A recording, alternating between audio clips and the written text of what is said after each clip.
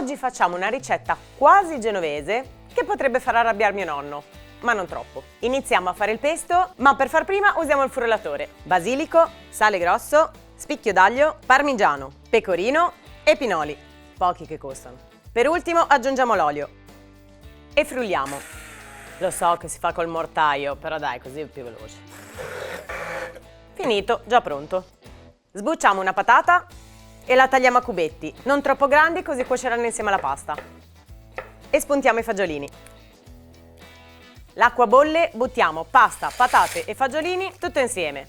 Ve l'avevo detto che era veloce, no? Ho scolato e metto tutto in una ciotola.